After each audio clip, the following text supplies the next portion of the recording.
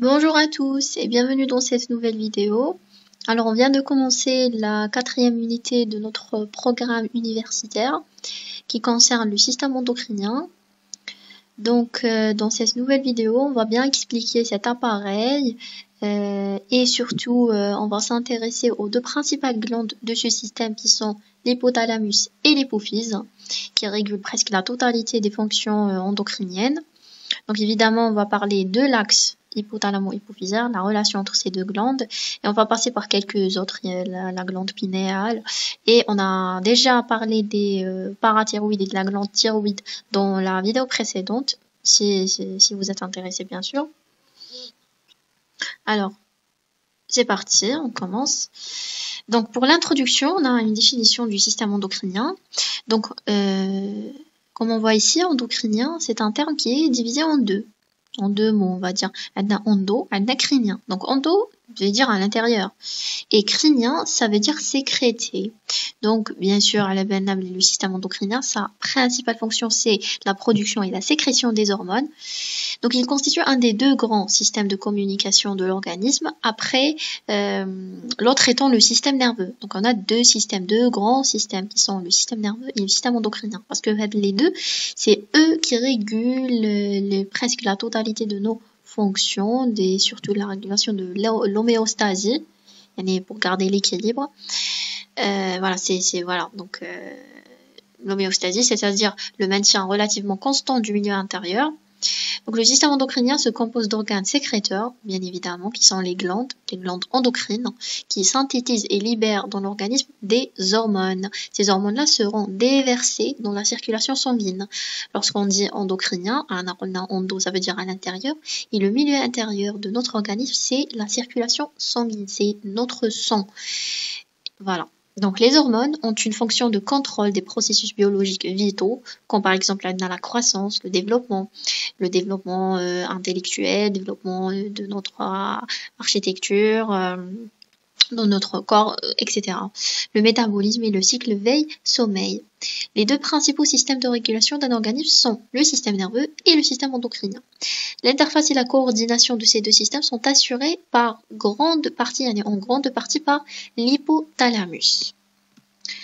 Qu'est-ce que c'est que l'hypothalamus? Alors voilà, donc on a l'hypothalamus, un organe tout petit, une formation glandulaire toute petite, mais qui a un rôle qui n'est pas du tout négligeable. Voilà, le système endocrinien, il est composé par les glandes endocrines, on a l'épiphyse. On va voir par la suite qu'est-ce que c'est que l'épiphyse. L'hypothalamus, principalement, l'hypophyse, la thyroïde, les parathyroïdes, on a le thymus, on a le pancréas endocrine, les glandes surrénales et on a les gonades, testicules pour les hommes et ovaires pour les femmes.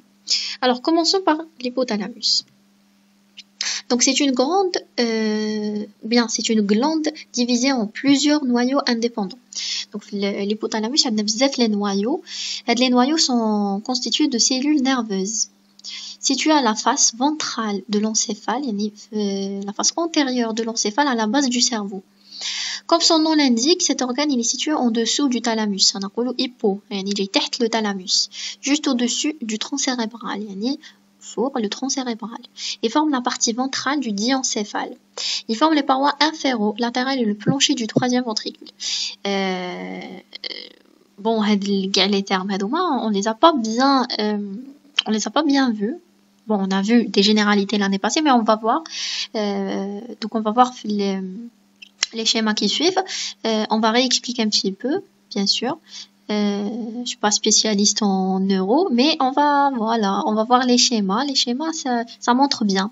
Tous les vertébrés possèdent un hypothalamus. Chez l'humain, il est à peu près de la taille d'une amande. On voit ici que sa taille, elle est toute petite. L'une des fonctions les plus importantes de l'hypothalamus est de réaliser la liaison. Le système nerveux et le système endocrinien, puisqu'il est formé ou il est constitué d'un ensemble de cellules nerveuses. Donc là, on a le système nerveux et l'hypothalamus lui-même, il est relié à l'hypophyse. Donc il est lié à l'hypophyse. L'hypophyse contient donc surtout l'antéhypophyse qui est l'adénohypophyse, l'hypophyse antérieure, le lobe antérieur de l'hypophyse. Lui, il est purement glandulaire. C'est pour ça, donc c'est le système endocrinien, ça représente le système endocrinien. Et donc c'est pour ça l'hypothalamus, il relie le système nerveux et le système endocrinien. Et on va expliquer bien par la suite pour mieux comprendre. L'hypothalamus, il est relié à l'hypophyse grâce à la tige pituitaire pour former l'axe hypothalamo-hypophysaire. Alors voilà, donc pour faire une petite révision, le système nerveux, il est divisé en deux. On a le système nerveux périphérique, on a le système nerveux central. Là, on va s'intéresser au système nerveux central. Donc le système nerveux central, il est formé par l'encéphale et la moelle épinière. L'encéphale lui-même, il est formé de trois parties. Donc on a le cerveau, le cervelet et le tronc cérébral. L'encéphale, donc, fait plusieurs, enfin, le cerveau quand même, fait, en tout cas, le cerveau, mais on a plusieurs formations. On a le diencéphale, on a le télencéphale, donc on va les voir. Surtout, on parle du télencéphale, donc on a télencéphale, هذا كامل اللي يبان نحن نقولوا عليه زعما comme si le mort, ça c'est pas que ça. On a télencéphale, il est formé par deux hémisphères, hémisphère droit et hémisphère gauche, qui sont reliés par un corps qu'on appelle, là, il n'est pas montré, on a le corps calyx, donc je vais vous le montrer. Donc voilà, déjà on a le diencéphale كامل. Donc le thalamus gauche, thalamus droit. Donc thalamus, c'est une structure paire. On a le cervelet, l'hypothalamus en dessous du thalamus. Alors, on va voir ici le télencéphale. Voilà, les parties de l'encéphale. On a télencéphale, diencéphale, le mésencéphale, le métencéphale et le myélencéphale. Donc, on va comment on appelle, le tronc cérébral. Et la suite à le tronc cérébral. Alors, voilà. Voilà comme elle est partie. Donc, ce qui est en bleu, c'est le télencéphale. Ce qui est en jaune, c'est le diencéphale. Donc, c'est surtout l'hypothalamus. Parce que il forme le plancher du diencéphale et du troisième ventricule de l'hypothalamus. Mésencéphale en vert, moelle allongée. Voilà, donc on a le début de la moelle épinière. Elle commence par le mésencéphale. Voilà, mésencéphale avec, on va dans la moelle épinière à mésencéphale, on va dans le pont, une partie un petit peu gonflée, on va dans par le bulbe rachidien. Voilà, avec le pont, ce qui est en rose, on va quand même le bulbe rachidien. Ce qui est en rouge, c'est le cervelet. Alors voilà, on a le cervelet, il est bien montré, le tronc cérébral, il contient la moelle épinière. L'hypothalamus, voilà, il forme le plancher, le thalamus, le thalamus qui شفناه avec le thalamus نشوفوه avec le thalamus une structure paire واحد droit واحد gauche ils sont reliés تحتهم juste تحتهم هاوليك هنا شويه خارج c'est l'hypothalamus. Voilà, on a نشوفو bien. هادوما les ventricules, c'est les ventricules donc qu'est-ce que c'est que les ventricules? On a rien de l'hypothalamus, il forme le plancher du troisième ventricule. En fait, les ventricules, ce sont des cavités. C'est des cavités qui contiennent le liquide céphalorachidien, le liquide اللي يحملنا المخ تاعنا. On a 4 ventricules, on a le troisième ventricule. هاوليك هنايا كامل هنايا tout le tour. Après, on a le quatrième ventricule. J'ai entre le tronc cérébral en jaune, ou j'ai entre le cervelet. Voilà, le quatrième ventricule là en bleu. On a dit que le ventricule latéral, voilà, latéral ها. latéral عندنا زوج, عندنا واحد pour, اسمع عندنا واحد من droit et gauche. عندنا latéral gauche pour l'hémisphère gauche, وعندنا latéral droit pour l'hémisphère droit. Voilà, donc عندنا احنا en tout l'encéphale تاعنا عندنا 4 ventricules qui assurent le liquide céphalorachidien. Voilà, donc j'espère que c'est plus clair donc avec l'hypophyse qu'on appelle la glande pituitaire qui est au-dessous de l'hypothalamus qui sont reliés par la tige pituitaire. Voilà, donc j'espère que c'est plus clair, j'espère. Alors le thalamus, pour mieux comprendre le thalamus, mais qu'est-ce que c'est que le thalamus? Donc c'est une structure anatomique paire de substances grises. Donc il est formé par une substance grise cérébrale diencéphalique. Et elle provient, mais le diencéphale, parce où est-ce qu'il est? Donc le diencéphale, donc voilà, diencéphale. وراه juste معاه تماك le thalamus. thalamus أو جاي داخل. Voilà. Diencéphale en jaune ici. Voilà. Donc, les deux thalamus sont situés de part et d'autre du troisième ventricule.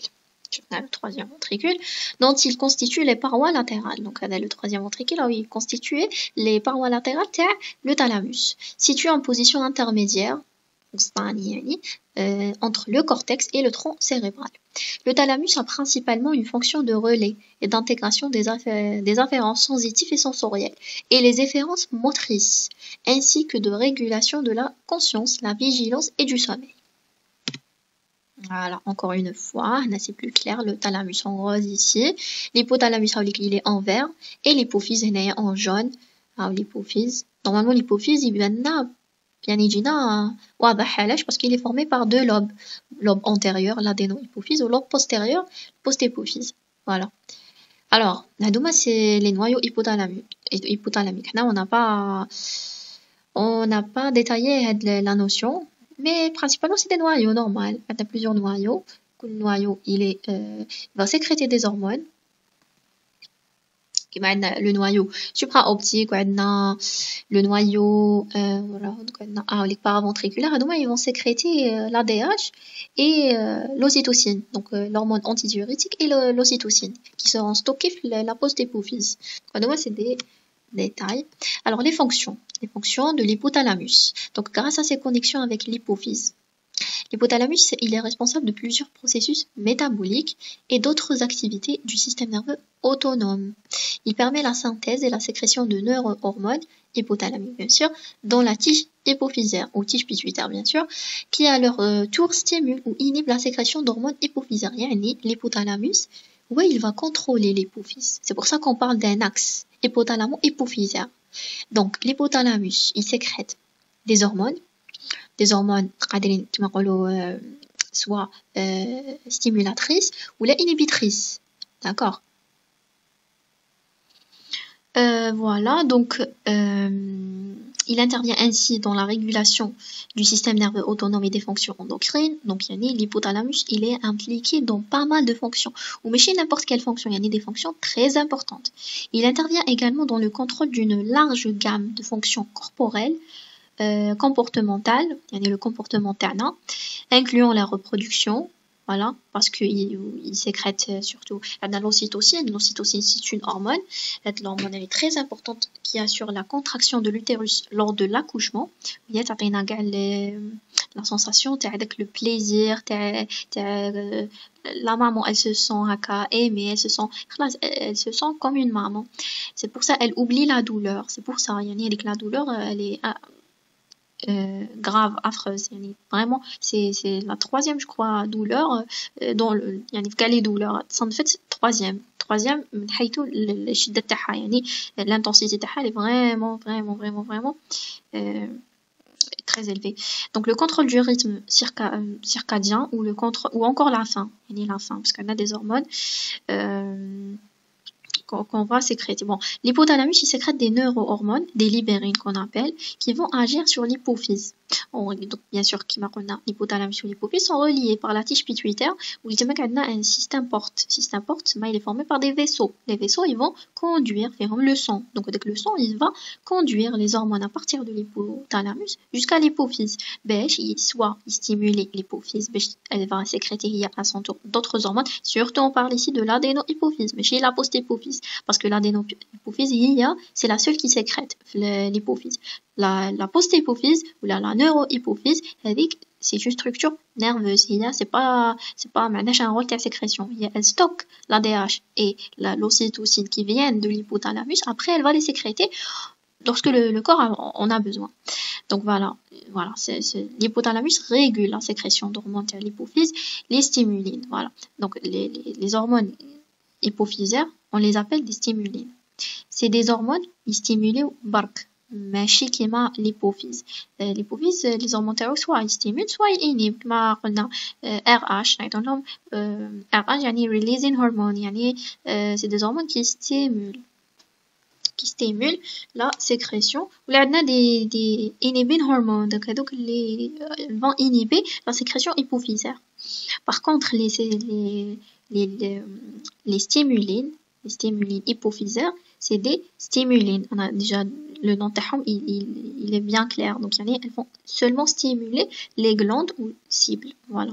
On a la corticolibérine, la CRF, qui contrôle la sécrétion de la corticotrophine, la CTH, entraînant la synthèse du cortisol. L'hypothalamus sécrète la CRF. CRF, elle va contrôler la sécrétion de la CTH par l'hypophyse. La CTH stimuler la sécrétion du cortisol par les surrénales. La thyréolibérine, la TRH, contrôle la sécrétion de la thyréostimuline, la TSH, qui stimule la thyroïde pour sécréter la T3 et la T4. La gonadolibérine, GnRH, on la connaît déjà depuis le lycée. Donc c'est une hormone qui est qui est impliquée dans l'axe gonadique, destiné aux gonades qui sont les testicules chez les hommes et les ovaires chez la femme. Donc la GnRH, elle va contrôler la sécrétion des gonadotrophines qui sont les FSH et les LH, qui sont sécrétés par l'hypophyse bien sûr. FSH c'est pour les follicules, المرحلة تاع les follicules, ou LH c'est pour المرحلة, comment on dit, lutéinia, c'est surtout pendant le 14e jour. Donc, on va aller voir la physiologie. L'essentiel, elles vont stimuler les ovaires pour sécréter quoi? Pour sécréter la progestérone et la progestérone et les œstrogènes. Voilà. Ouais, pour les ovaires, ou même pour les hommes, maintenant, la sécrétion de la testostérone. La somatolibérine, la GHRH, elle contrôle la sécrétion de la somatotrophine, qui est une hormone de croissance. La GH, growth hormone en anglais. L'hormone de l'inhibition de la prolactine, elle est aussi nommée dopamine. L'hypothalamus, il va sécréter la dopamine. Dopamine, la sécrétion de la prolactine. La prolactine, c'est une hormone, elle est impliquée la production du lait par les glandes mammaires. Voilà. La somatostatine, GHIH, donc la somatostatine, on l'a déjà vu pendant les cours de la physiologie digestive. On a vu que la somatostatine, c'est une hormone inhibitrice. Elle inhibe presque toutes les fonctions de notre organisme. On a fait des recherches et tout, donc on a trouvé que cette hormone, elle est surtout impliquée dans l'inhibition de pas mal de fonctions. Donc c'est pour ça elle va inhiber la libération de l'hormone de croissance, la GH, et de l'hormone thyréotrope, la TRH. Voilà, la somatostatine. Même l'unité digestive, la somatostatine, elle est sécrétée en cas d'une acidité, l'acidité qui vient du chyme gastrique, qui arrive au niveau du duodénum. Donc la somatostatine, elle est sécrétée. Qu'est-ce qu'elle va faire? Elle va inhiber la sécrétion de l'acide. Donc elle va arrêter la sécrétion de l'acide par l'estomac. Alors continuons. Également, on a deux autres hormones qui seront ensuite libérées par l'hypophyse dans le sang, mais qui seront stockées dans la post-hypophyse, qu'on appelle la neurohypophyse. Qui sont les deux hormones? On a la vasopressine, qui est l'hormone antidiurétique, c'est l'ADH. Qui agit au niveau des reins pour limiter les pertes en eau et donc sa réabsorption. ADH, asthma antidiurétique. Donc le nom taha, il est très clair si on se concentre bien. Antidiurétique, la diurèse, c'est quoi la diurèse? C'est la production des urines. Les urines, elles sont produites donc avec le liquide gamine, il dit à partir de l'eau, bien sûr. C'est anti, c'est la production de la diurèse, des urines. Et donc l'ADH, elle va faire une rétention d'eau. Elle va stimuler les reins, ou là, elle va surtout faire une réabsorption. Elle va récupérer l'eau, mais le sang, le milieu sanguin, éliminable les urines. Voilà. En cas d'une déshydratation, là, elles sont pas sécrétées à quelque. C'est pour ça elles sont stockées au niveau de la post-hypophyse. Le vasopressine, il y a deux nominations. On a antidiurétique, c'est clair. On a fait c'est le fait qu'elle comment dirais-je, donc qu'elle inhibe la production des urines pour limiter les pertes en eau. Ou la vasopressine, vasopressine, vaso c'est la vasoconstriction, pressine c'est surtout la paroi des vaisseaux. Elle fait une vasoconstriction les parois des vaisseaux, et donc elle va augmenter un petit peu la pression sanguine. Voilà. Déjà, il y a en cas, lorsqu'elle fait retenir l'eau, elle fait une hypervolémie, elle augmente la volémie sanguine, parce que l'eau est le milieu sanguin, donc elle fait une augmentation de la volémie. La volémie qui dit une hypervolémie, هي في روحها حدير une vasoconstriction, حدير une augmentation de la pression sanguine.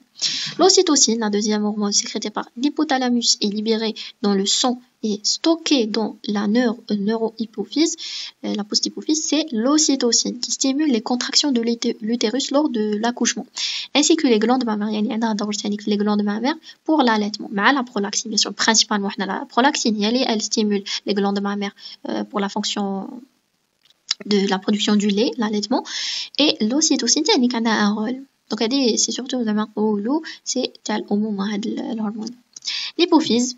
Alors, comme elle a l'hypothalamus, donc l'hypophyse ou bien glande pituitaire. C'est une glande endocrine également, de petite taille, d'un petit pois. Elle ressemble à un petit pois, toute petite. Se trouve à l'intérieur du crâne, sous le cerveau, tête le cerveau, situé derrière la fosse nasale. Je connais les fosses nasales. Alors, derrière les fosses nasales, c'est clair. Juste au-dessus du sinus, le sinus sphénoïdal. Donc, on va voir on a l'os sphénoïdal. Où est-ce que le schéma? Alors voilà, on a le sphénoïde. Sphénoïde, c'est le sphénoïde. C'est un os situé à l'intérieur. On appelle le sinus sphénoïdal, sous le cerveau, voilà. C'est un os, le sphénoïde. On a en gris. Le sphénoïde, il est creusé. Il est creusé par une fossette, qu'on appelle la selle turcique. Une selle turcique, elle ressemble à une selle. Alors, comme elle fait partie du système endocrinien, l'hypophyse fabrique de nombreuses hormones, on va les voir, différentes qui circulent dans tout le corps. Ces hormones contrôlent certaines fonctions du corps et indiquent à d'autres glandes de fabriquer d'autres hormones. On a l'hypothalamus, juste ici. L'hypothalamus, il bat des hormones. L'hypophyse, elle va sécréter plusieurs hormones. Chaque hormone a un تروح كما شفنا. Donc chaque hormone a الدور تاعها. عندها الدور تاعها باش تروح stimuler une autre glande. وهذيك la glande elle va stimuler une hormone. وهذيك l'hormone هي اللي حدد لنا l'action biologique. Voilà. Alors l'hypophyse elle est divisée en deux parties qu'on appelle des lobes. La partie avant, la plus près du visage se nomme l'adénohypophyse. L'adénohypophyse ou la lantéhypophyse. La partie qui est derrière, elle est appelée neurohypophyse parce qu'elle est formée par une formation nerveuse. Elle est située près de l'arrière de la tête. Voilà. Plus près de l'arrière de la tête. ماشي vraiment l'arrière, mais le قدام. L'hypophyse est entourée d'un os qui appelle l'os sphénoïde. Elle repose sur une poche appelée selle turcique. C'est la selle turcique. C'est une fossette creusée au niveau de l'os sphénoïde. Voilà.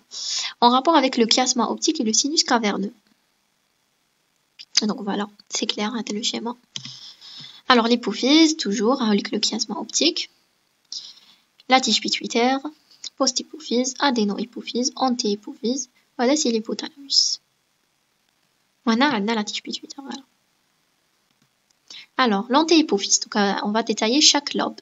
L'antéhypophyse, aussi appelée adénohypophyse ou la lobe antérieure, pars distalis, structure glandulaire, contient de nombreux types cellulaires différents qui sécrètent chacune une ou plusieurs des hormones. Les hormones, on a l'hormone de croissance, la GH. Donc, des hormones qui sont stimulées par l'hypothalamus. Donc, on a l'hormone de croissance, la GH, la growth hormone. On a la prolactine. On a l'hormone folliculostimulante, la FSH. On a l'hormone lutéinisante, qui est la LH. La thyrostimuline, la TSH, elle va stimuler les thyroïdes ou bien la thyroïde pour sécréter la T3 et la T4. Hormone adrénocorticotrope, la CTH, elle va stimuler les surrénales.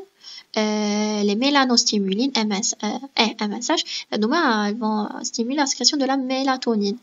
On a les androphines qui dérivent de la CTH par clivage enzymatique de cette hormone et d'autres hormones. Donc on a plusieurs hormones. L'antéhypophyse est en relation avec l'hypothalamus. Et les relations sanguines entre les deux glandes se font par le biais du système vasculo ou la vasculaire porte. C'est un système porte hypothalamo-hypophysaire. qui permet le transport des neurohormones sécrétés par l'hypothalamus يبعثهم يجوزوا على هذا le système porte باش يلحقوا l'anti-hypophyse. Elle entre donc en jeu dans plusieurs axes de signalisation biologique comme l'axe gonadotrope. Voilà, c'est l'hypothalamus il يبعث une signalisation, c'est l'axe gonadotrope يعني hypothalamus, hypophyse et les gonades. Les ovaires par exemple. L'hypothalamus يبعث GnRH, elle va stimuler soit la sécrétion de la FSH ou la LH et يروحوا les gonades. Les gonades عندهم le rôle تاعهم la sécrétion des progestérone ou là des œstrogènes. Voilà. Donc c'est juste un exemple. Donc on a plusieurs axes. On a l'axe qui يروح les surrénales, l'axe qui يروح la thyroïde. Voilà, il y en a énormément. Qu'est-ce que je vais dire aussi? Donc voilà, c'est l'anatomie.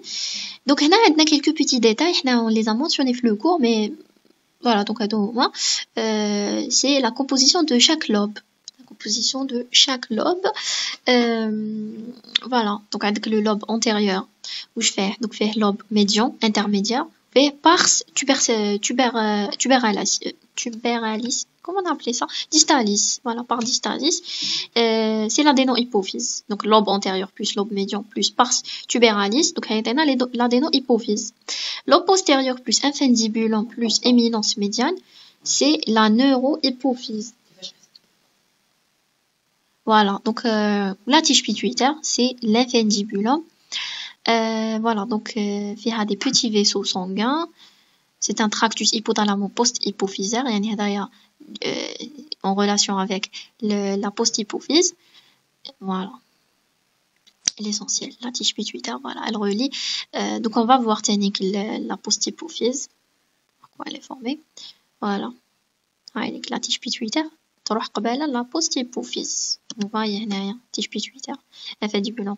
C'est un tractus hypothalamo-hypophysaire يعني يتربط لنا ما بين l'hypothalamus et l'hypophyse et فيها des petits vaisseaux bien sûr باش يبعثوا l'ADH et l'ocytocine. La post-hypophyse donc elle est appelée neurohypophyse ou lobe postérieur pars nervosa. علاش parce que هي فيها des les neurones, les corps cellulaires des neurones. Donc je vais vous expliquer. En fait, l'adénohypophyse, c'est une glande. Il y a purement une glande. Il y a les hormones تاعها وتسكريتيهم اللي شفناهم دوكا. هاد les hormones. Voilà, هاد ce qui est en jaune. Par contre, la post-hypophyse, la neurohypophyse, c'est pas une glande purement comme l'adénohypophyse, elle produit rien. Elle تبعت لها l'hypothalamus شكون عندنا deux hormones برك l'ADH et l'ocytocine تستوكيهم كي يسحقهم le corps تاعنا تسكريتيهم. Donc حنا c'est vrai on parle des hormones hypophysaires mais post-hypophysaires mais en réalité les hormones proviennent de l'hypothalamus et non pas l'hypophyse postérieure, d'accord? Donc voilà. Donc où je fais c'est un prolongement كما نشوفوها l'hypothalamus. Oui, il se prolonge par la post-hypophyse. يعني la post-hypophyse ماشي كيما l'adénohypophyse. C'est un prolongement, c'est juste un prolongement. يعني l'hypothalamus زاد بعد امتدادات تاعو il nous a formé هاد l'hypophyse. Elle consiste à, donc voilà, on fait une projection de l'hypothalamus. Elle consiste en une agglomération d'axones projetés par les noyaux contenant les corps cellulaires des neurones. Ces neurones sont en contact par leur cylindre axe, bien sûr, avec des capillaires sanguins entrant par l'artère hypophysaire inférieure et en sortant par la veine. Ces bourgeons termino-axonaux sont dénommés corps de Hering. Donc on a les corps de Hering. Les axones vont sécréter dans ces capillaires sanguins le contenu des granules de sécrétion qu'ils contiennent. Donc là, c'est juste des explications comment se fait la sécrétion. Se déverse dans le sang, bien sûr, au niveau le sang, il en plein neurohypophyse, soit la vasopressine et l'ocytocine. Elle ne produit pas ses propres hormones. Voilà, c'est ce que je viens de dire. Elle ne fait qu'entreposer et distribuer des hormones, ocytocine et vasopressine, sous forme de neurosécrétion. Alors voilà, on voit ici donc là c'est l'hypothalamus, je trouve troisième ventricule. Voilà, elle va donc l'infundibulum ou la tige pituitaire, elle relie l'hypothalamus à la post-hypophyse en gris, la tige pituitaire, voilà. On va l'adénohypophyse. reliée avec, donc indirectement. L'adéno-hypophyse, la relation تاعها مع l'hypothalamus, elle est indirecte. Au contraire, la post-hypophyse, c'est une relation directe parce que c'est un prolongement. Ça, c'est indirect, c'est les vaisseaux portes, les huma, et du boug, les hormones sécrétées par l'hypothalamus, ou du boug, l'hypophyse. Alors, les hormones sécrétées par l'hypophyse. Donc, bien sûr, qui est hypophyse, c'est l'anti-hypophyse et non pas la post-hypophyse. D'accord? Donc, l'anti-hypophyse, c'est sécréter l'AGH pour la croissance, la growth hormone, la CTH, donc elle va stimuler les surrénales pour sécréter les corticostéroïdes. La TSH, la thyroïde pour stimuler la thyroïde pour sécréter toutes les hormones thyroxines, donc on a la la triiodotyrosine et la tétraïodotyrosine. On a la FSH et la LH, donc elles vont sécréter, donc elles vont stimuler les testicules et les ovaires pour sécréter la testostérone pour les testicules. On a les oestrogènes et les progestérones pour les ovaires. On a également la prolactine, donc la prolactine elle va aux glandes mammaires pour sécréter pour l'allaitement, donc pour sécréter du lait. Et surtout, la prolactine, c'est pas que pour les glandes mammaires, également elle va participer à la stimulation des ovaires pour sécréter les oestrogènes et les progestérones. L'ocytocine ou l'ADH, elles vont être sécrétées par la post-hypophyse. L'ADH, elle va directement au rein pour donc c'est une réabsorption facultative. Donc elle va faire une réabsorption facultative de l'eau, d'accord? Voilà, une réabsorption facultative, ça veut dire quoi facultative? Ça veut dire elle n'est pas liée au sodium, parce que l'eau, il est toujours couplé à la réabsorption du sodium, parce que le sodium, il est réabsorbé, il va attirer l'eau, il dit d'accord? Parce que l'ADH, non, elle fait pas ça. L'ADH dit, là, mais le sodium, dès la réabsorption de l'eau. Voilà, donc ça c'est un peu de la physio. L'ocytocine, c'est quoi son rôle? Eh bien c'est la production de lait, la lactation et l'éjection du lait pendant l'allaitement du bébé, lorsque le bébé est, voilà, la succion du bébé. L'ocytocine téanique, elle participe à l'accouchement, les contractions utérines. Voilà. Alors ça c'est un peu de histo. Anatomie microscopique de l'hypophyse. Bon, j'ai mis il est très important les schémas. Qu'est-ce que je voulais parler ici? Donc, alors oui, maintenant l'infundibulum. Donc, bon, la neurohypophyse. Elle est formée par quoi? Par un lobe postérieur, par une tige infundibulaire ou la tige pituitaire. Non, tige infundibulaire. On a éminence médiane. Les deux vont nous former l'infundibulum. L'infundibulum plus le lobe tubéral de l'adéno-hypophyse va former la tige pituitaire ou la tige hypophyse.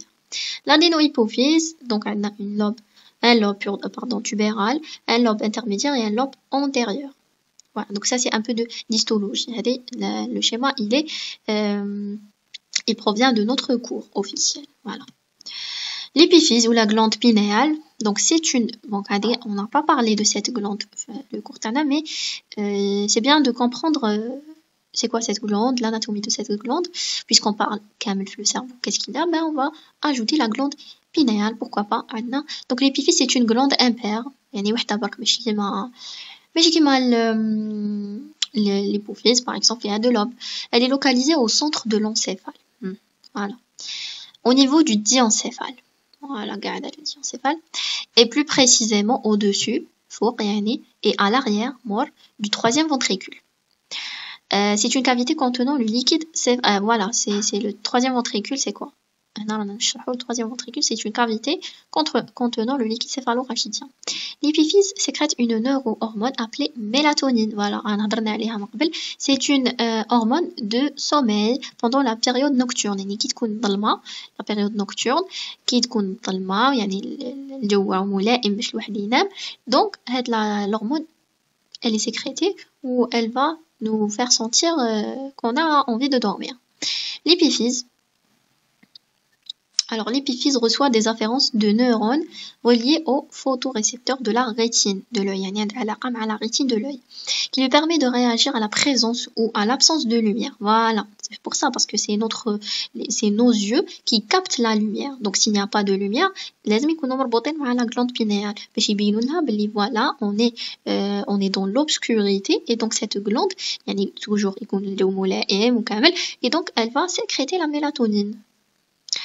La mélatonine intervient dans les cycles annuels de plusieurs espèces animales. La baisse d'ensoleillement conduit à l'augmentation de la mélatonine, voilà, bien sûr. Donc, يقل الضوء, l'obscurité, donc on aura une augmentation de sécrétion de la mélatonine qui déclencherait la période de reproduction aussi. Chez l'homme, donc le rôle taha, il n'est pas très clair. Voilà, il n'est pas très clair. Mais on sait que c'est une hormone de sommeil. Elle interviendrait avec l'hypothalamus dans la régulation du cycle veille-sommeil et dans la régulation des humeurs. Oui, voilà, problème de décalage horaire. Donc, la glande pinéale, l'épiphyse et l'hypothalamus, c'est-à-dire qu'il y a une relation entre les deux. Le cycle veille-sommeil. Parce que donc l'hormone, elle est sécrétée lors du réveil. Dès le réveil, c'est le cortisol, sécrété par les surrénales. C'est une hormone de stress. Le cortisol, c'est une hormone de stress. Donc, de réveiller la personne. À 8 heures du matin, il y a un pic de le cortisol pour réveiller la personne. Et donc, voilà, le cortisol, il n'est pas sécrété. C'est l'hypothalamus, l'hypophyse, la surrénale pour sécréter le cortisol. Et donc, c'est pour ça qu'il y a une relation entre l'hypothalamus et la sécrétion de la mélatonine aussi. Alors, la tige pituitaire. Donc, tige pituitaire ou bien tige hypophysaire, donc c'est une structure anatomique qui relie l'hypophyse à l'hypothalamus, à l'arrière du chiasma optique. Voilà, donc la tige pituitaire, elle relie l'hypothalamus à la post-hypophyse. C'est une structure vascularisée, elle permet d'acheminer l'ensemble des neurohormones sécrétées par les différents noyaux hypothalamiques aux cellules de l'hypophyse qui, à leur tour, libéreront leurs propres hormones dans la circulation sanguine générale. Donc, la tige pituitaire fait des vaisseaux, les vaisseaux يروحوا l'adéno-hypophyse ou يروحوا تانيك la post-hypophyse. D'accord. Donc, elle va stimuler l'antéhypophyse pour sécréter ses propres hormones, ou elle va envoyer les hormones, l'ADH et l'ocytocine vers la post-hypophyse pour qu'elle les stocke. Elle les sécrète. Une rupture de ces tiges provoque de graves troubles hormonaux, intellectuels, physiologiques et comportementaux. Cette pathologie, elle est appelée ponyhypopituitarisme, donc elle a une relation avec la tige pituitaire, parce que la tige pituitaire, donc ça c'est très grave, la rupture de la tige, parce que voilà, elle a des conséquences très graves, parce que les hormones ne seront pas, il y aura pas une activation de la sécrétion des hormones, et plusieurs fonctions, et donc très grave. Voilà, encore un autre schéma. Voilà, tu vois, on a le chiasma optique, l'antéhypophyse, la post-hypophyse, on a la tige pituitaire, l'hypothalamus, l'hypothalamus, on a le thalamus من فوق. Voilà. Alors, le complexe hypothalamo-hypophysaire, c'est l'axe hypothalamo-hypophysaire. C'est une composante du système nerveux central intervenant dans la régulation des grandes fonctions physiologiques. Désigne l'ensemble des relations qui s'établissent entre l'hypothalamus et l'hypophyse. On a deux types de relations. علاش عندنا deux types parce que عندنا deux lobes, عندنا anti-hypophyse وعندنا post-hypophyse ومتفرقين على بعضهم. donc l'hypothalamus لازم يرتبط مع هذه وحده مع هذه وحده, مع l'anti-hypophyse une relation spécifique وحدها ومع la post-hypophyse une autre relation وحدها. Donc on a des relations de continuité d'ordre nerveux avec la post-hypophyse. On a continuité, c'est l'hypothalamus qui se prolonge. Dans la vasopressine et l'ocytocine sont les principales hormones qui sont sécrétées et envoyées vers la post-hypophyse.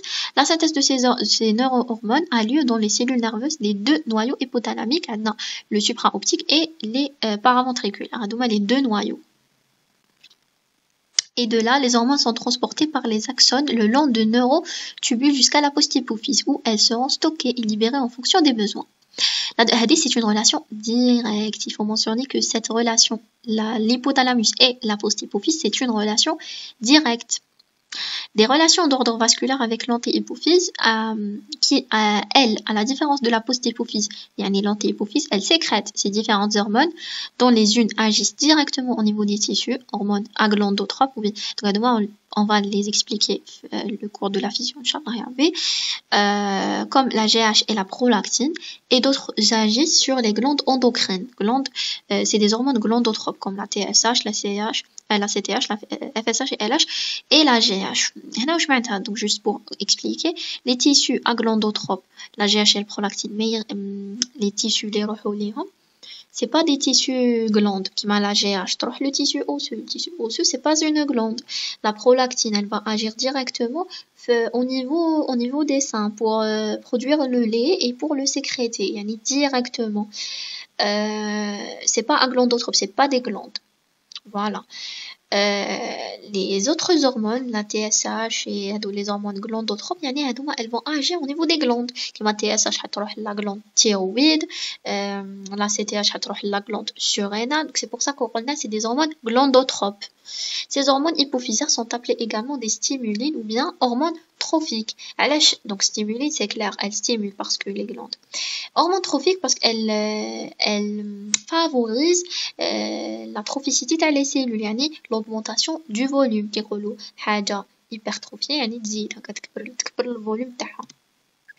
Voilà. Alors là, le lobe postérieur, on a le prolongement qui provient de l'hypothalamus. On a le lobe antérieur, on a le système porte. Voilà.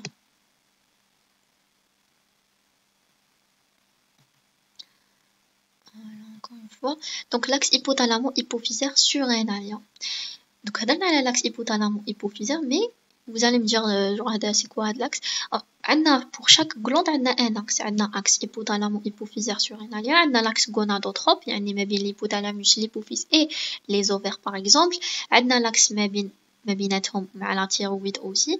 Mais moi je voulais mettre parce que bon, pour la suite on va aller voir inchallah les cours à la physio, mais moi pour cette vidéo j'ai voulu rajouter l'axe hypothalamo-hypophysaire surrénalien.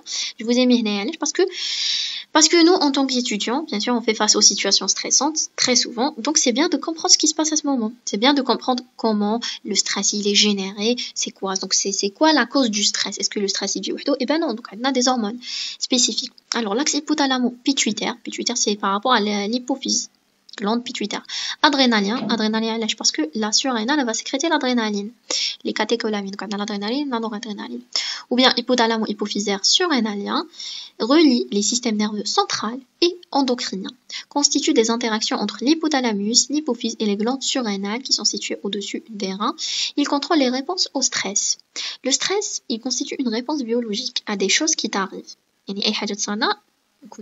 Un stress, par exemple, on a un examen, par exemple.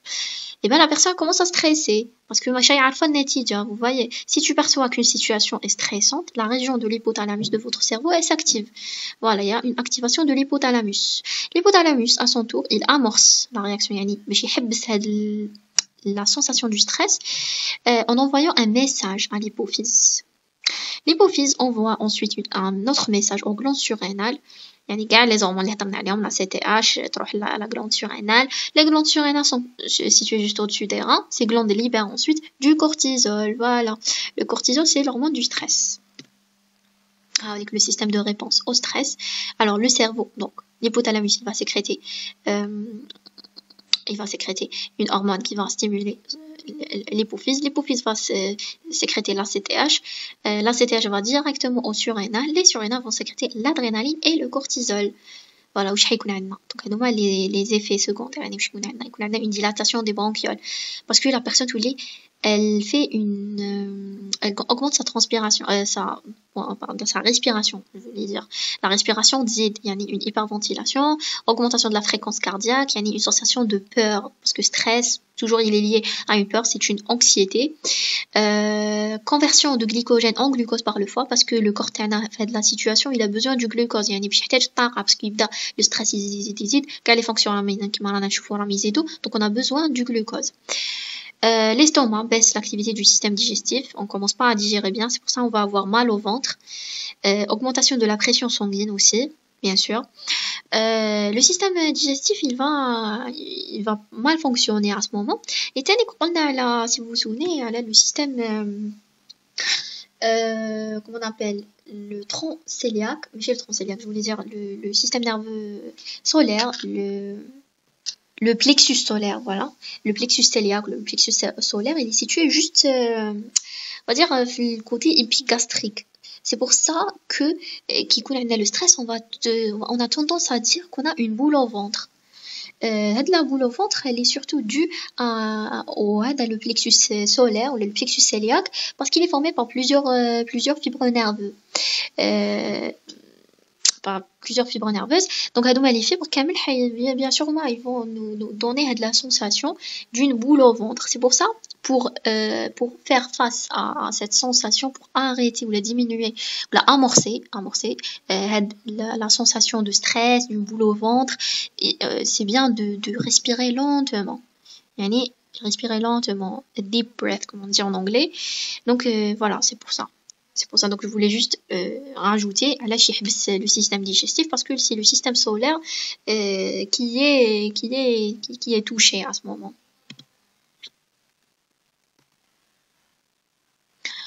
Quand on réagit à un stress, la respiration et la fréquence cardiaque s'accélèrent et la pression artérielle augmente. Avec l'aide du cortisol, le foie décompose des molécules et libère plus de sucre dans le sang.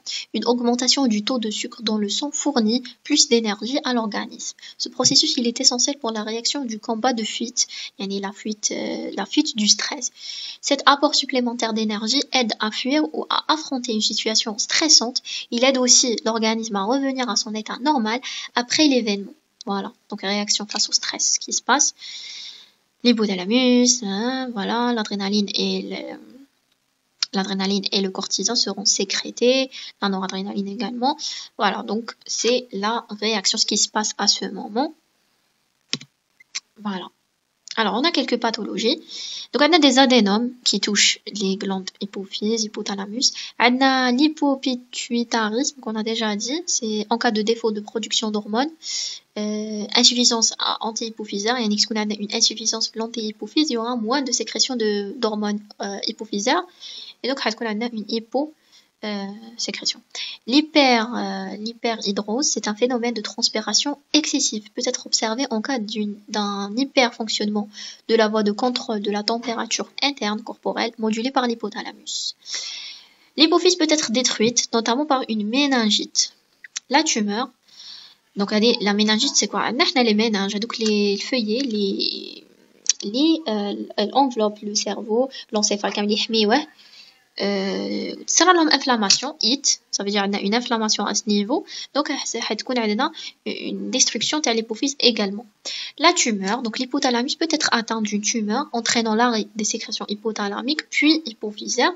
Les symptômes se traduisent en fonction de la taille de la tumeur. On a des céphalées, des troubles du champ visuel parce que ça touche technique, troubles neurologiques très sévères et du déficit hormonal, une fatigue, une pâleur, une absence de règles, une aménorrhée, c'est l'absence de règles parce qu'il n'y a pas l'hormone gonadotropique, donc ma cache GnRH, ma cache FSH, ma cache LH, donc les ovaires ils vont arrêter la production des hormones progestérone et oestrogène, mais cache des hormones هذوما, donc il y a un dysfonctionnement de l'appareil génital féminin.